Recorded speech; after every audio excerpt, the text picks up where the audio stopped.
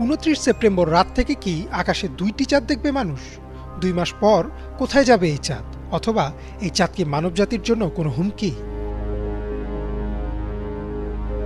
দ্বিতীয় চাঁদ পেতে যাচ্ছে পৃথিবী। আগামী ২৯ সেপ্টেম্বর পৃথিবীর কক্ষপথে ঢুকে যাবে একটি গ্রহাণু, যাকে বিজ্ঞানীরা দ্বিতীয় চাঁদ বলছেন। তবে খুব বেশি সময়ের জন্য না, মাত্র ২ মাসের জন্য পৃথিবীর চারদিকে প্রদক্ষিণ করবে এই চাঁদ, অনেকটা অতিথির মতো। কিন্তু এই মহাজাগতিক ঘটনার সাথে উঠে এসেছে কিছু রহস্য।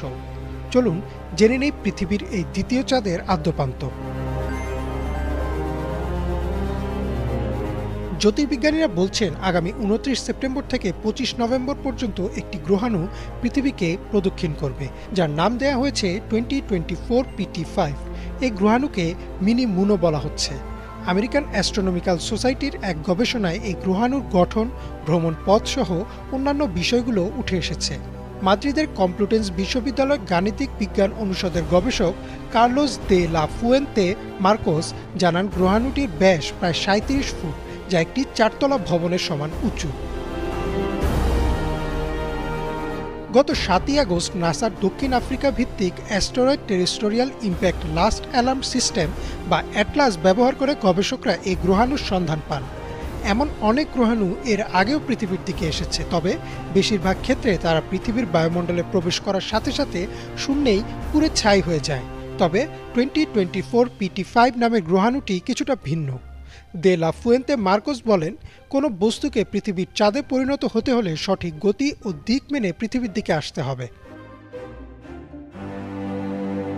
মিনি মুনে পরিণত হতে হলে একটি গ্রহাণুকে ঘন্টায় 2237 মাইল গতিতে পৃথিবীর 28 লাখ মাইলের মধ্যে আসতে হবে বলে জানান মার্কোস। আর 2024 PT5 এই শর্তগুলো মেনেই ধেয়ে আসছে পৃথিবীর দিকে। তবে কিছুটা হতাশ হবার মতো বিষয় হচ্ছে, রাতের আকাশে চাঁদের পাশে আরেকটি চাঁদ বা আকাশে একসাথে 2টি চাঁদ, এমন কোনো বিষয় ঘটবে না। গ্রহাণুটি খুবই ছোট, আর তাই খালি চোখে দূরবীন দিয়ে, এমনকি অপেশাদার টেলিস্কোপ দিয়েও এটি দেখা যাবে না বলে জানিয়ে দিয়েছেন বিজ্ঞানীরা। তবে 2 মাস প্রদক্ষিণ শেষে কি হবে এই অতিথি চাঁদের? সেটি কি পৃথিবীর বুকে আছড়ে পড়বে? এমন প্রশ্নের জবাব নাসার আরেকটি পৃথক গবেষণায় উঠে এসেছে। গবেষণায় বলা হয়েছে, পৃথিবীকে ধ্বংস করতে হলে একটি গ্রহাণুকে অন্তত 60 মাইল বা 3 লক্ষ ফুট ব্যাসের হতে হবে। কিন্তু 2024 PT5 গ্রহাণুটি এর চেয়ে খুবই ছোট, তাই এটি পৃথিবীতে আছড়ে পড়ার আগে বায়ুমণ্ডলেই পুড়ে ছাই হয়ে যাবে। তবে এমন সম্ভাবনাও নেই বললেই চলে।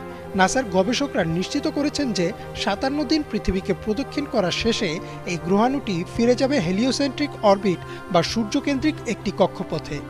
তাই দ্বিতীয় এই চাঁদকে ভয় পাওয়ার কোনো কারণ আপাতত নেই।